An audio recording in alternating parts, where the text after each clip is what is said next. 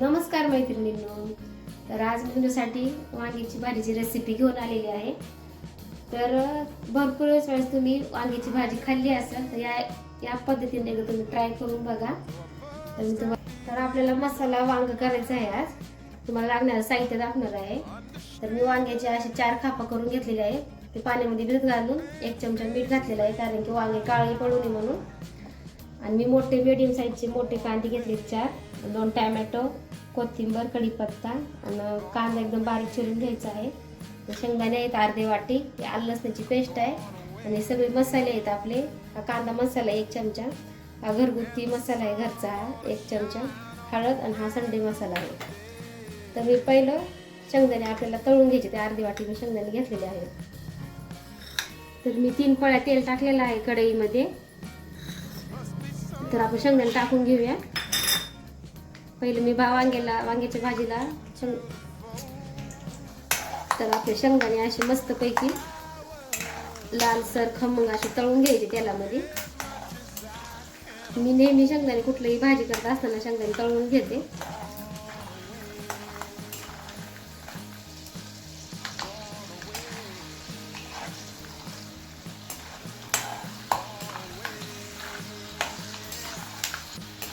आपले शेंगदाणे तळून झालेले आहे.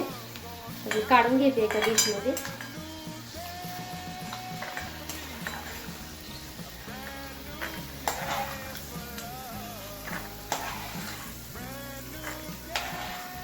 त्याच्यामध्ये अजिबात खोबरं वगैरे काहीच टाकायचं नाहीये, फक्त शेंगदाण्याचं कूटच टाकायचंय.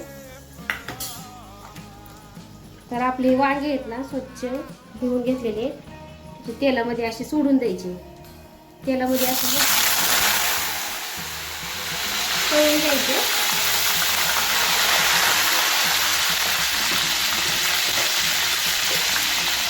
अर्धा चमचा मीठ टाकायचं.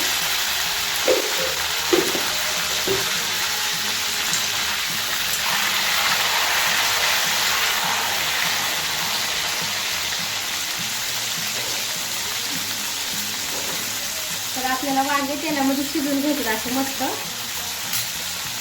5 मिनिटं आपल्याला वांगे असे वाफवून द्यायचे तेलामध्ये बारीक गॅसवर. चला तर मग आपण आता बघून घेऊया. तर आपलं वांग असं मस्त शिजून झालेलं आहे. तेलात शिजून झालेलं वांग काढून घ्यायचं.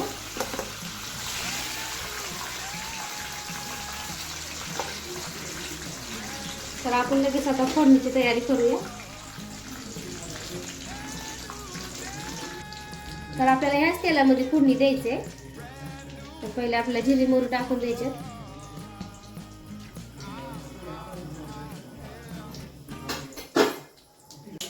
तर आपले जिरे मोहरी कडकडीत काढून झाले. थोडासा कढीपत्ता, कांदा टाकून घ्यायचा.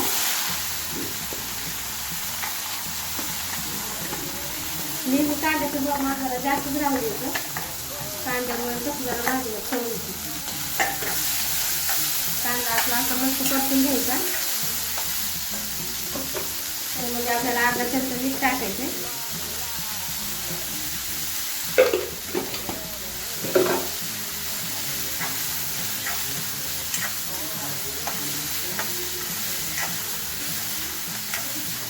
आपला असाच चालेल 2 मिनिटं चांगला लालसर होऊ द्यायचा. असा चांगला तळून घ्यायचा कांदा.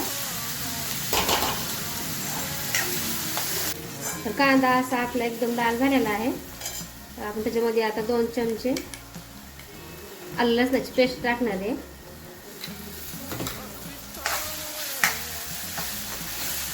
चांगला असं मस्त घालून घ्यायचं.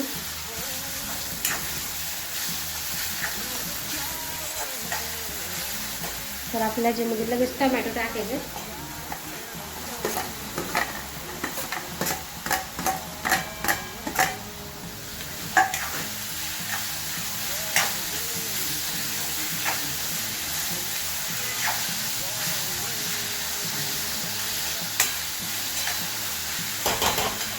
टमॅटो टाकून झाले आपले. त्यानंतर आपल्याला मसाले घेतले ते मगाशी सगळे आपण असं परतून घ्यायचे मस्त. तर आता याच्यामध्ये मी गरम पाणी टाकणार आहे टमाटर शिजण्यासाठी.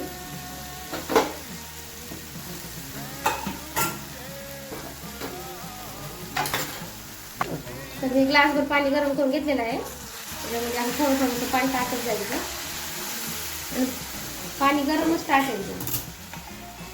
तर आपल्याला 5 ते 10 मिनिटं अशी गिरवी एकदम शिजून घ्यायची.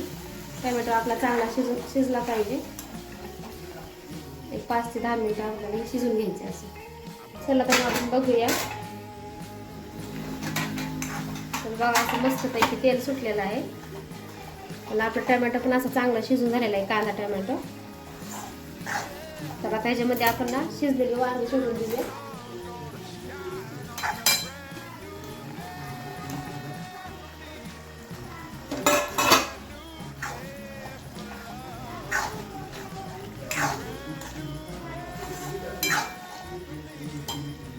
आपल्याला थोडंसं गरम पाणी टाकायचं आहे.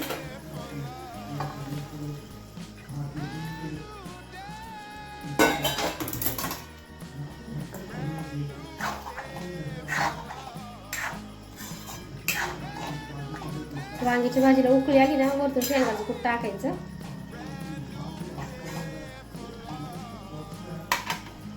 तर मग आम्ही शेंगदाणे तळून घेतले होते, त्याचं कूट केलंय बारीक. तर आपल्याला इथं 2 ते 3 चमचे शेंगदाण्याचं कूट टाकून घेतलेलं आहे.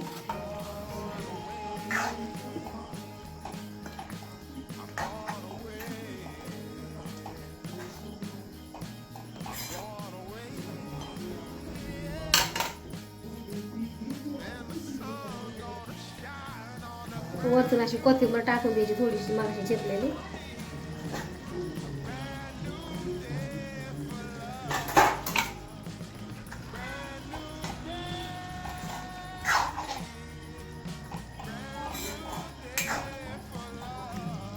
तर आपलं मसाला वांगा तयार झालेला आहे असं मस्तपैकी. तुम्ही बघू शकता. जास्त घट्ट पण नाही, पातळ पण नाही, असं लपतपीत करायचं.